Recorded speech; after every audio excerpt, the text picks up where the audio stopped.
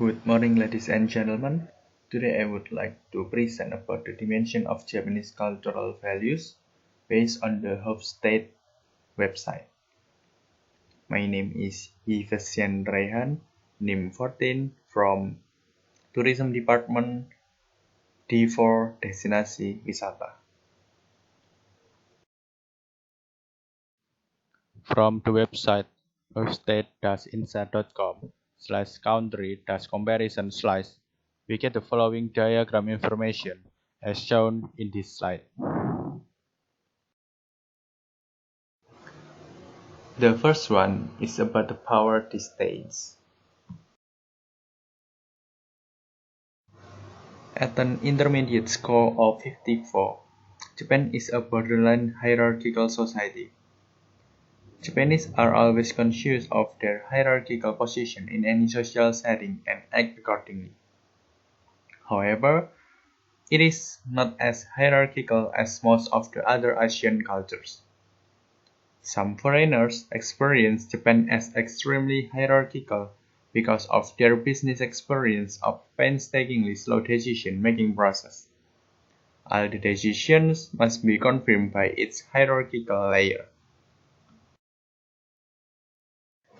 Paradoxically, the exact example of their slow decision-making process shows that in Japanese society, there is no one top guy who can take decisions like in more hierarchical societies. So the conclusion is that Japan is a low power distant country.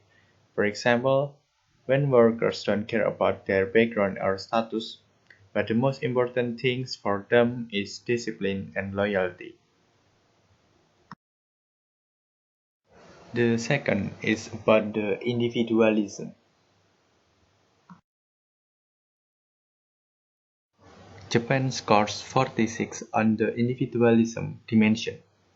Certainly, Japanese society shows many of the characteristics of a collectivistic society, such as putting harmony of group above the expression of individual opinions, and people have a strong sense of shame for losing face. However, it is not as collectivistic as most of her Asian neighbors. The most popular explanation for this is that Japanese society does not have extended family system, which forms a base of more collectivistic societies such as China and Korea.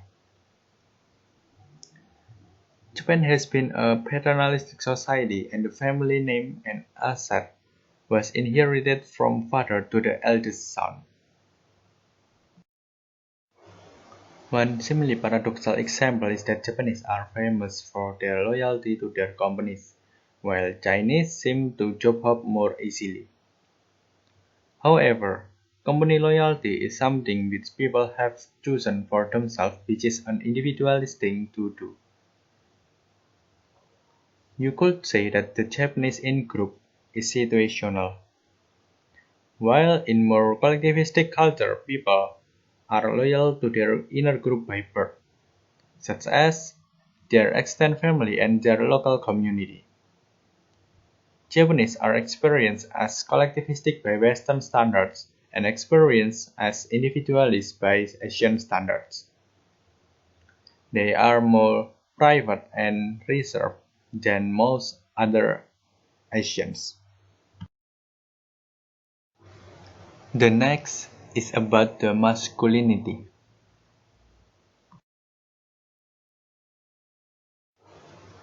At 95, Japan is one of the most masculine societies in the world.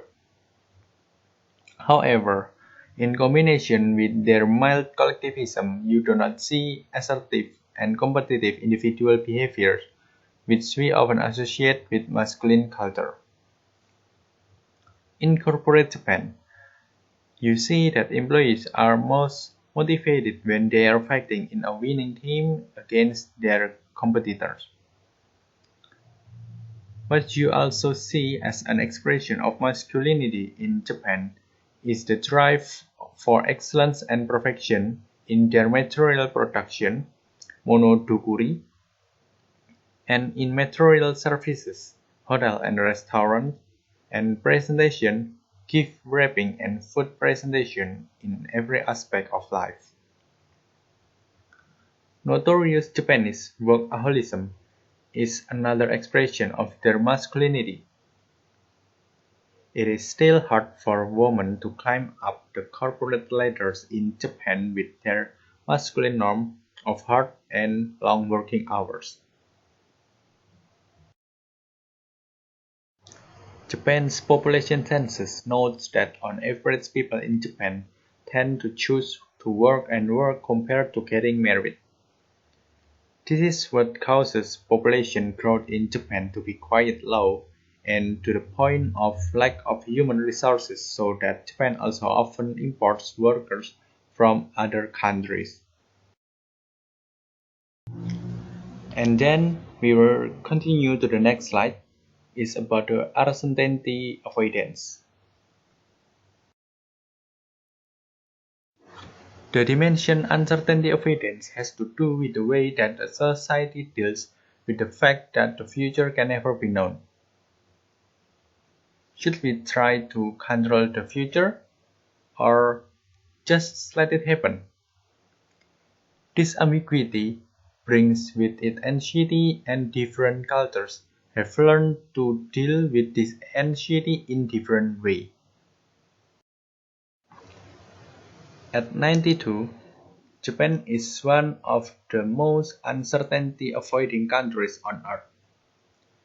This is often attributed to the fact that Japan is constantly threatened by natural disasters from earthquakes, tsunamis, and typhoons to volcano eruption. Under these circumstances, Japanese learn to prepare themselves for any uncertain situation. This goes not only for the emergency plan and precaution for sudden natural disaster, but also for every other aspect of society. You could say that in Japan anything you do is prescribed for maximum predictability. From cradle to grave, life is highly ritualized and you have a lot of ceremonies.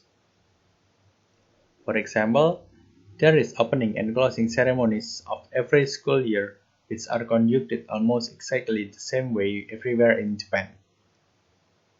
At weddings, funerals, and other important social events, what people wear and how people should behave are prescribed in great detail in etiquette books. In corporate Japan, a lot of time and effort is put into feasibility studies, and all the risk factors must be worked out before any project can start. Long-term orientation.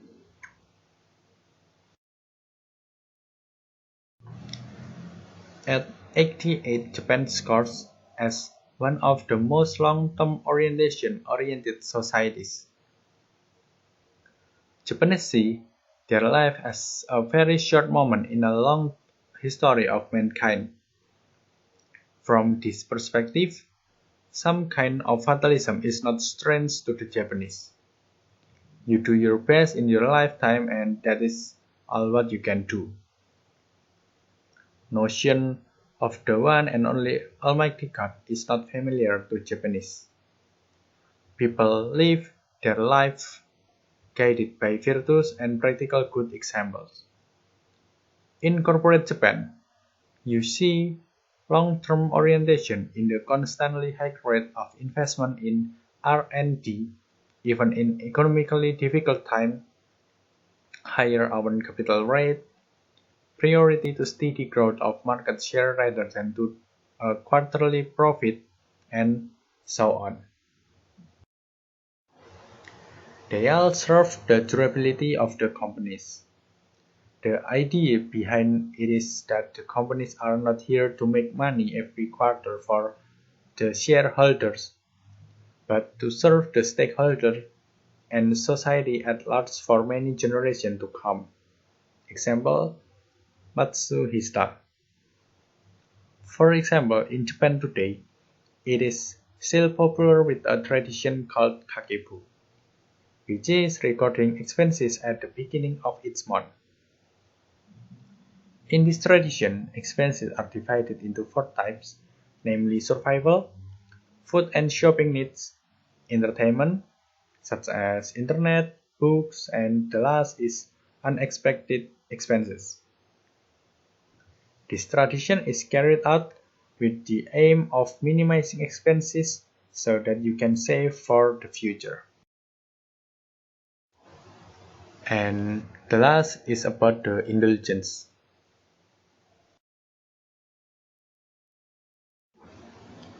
One challenge that confronts humanity, now and in the past, is the degree to which small children are socialized.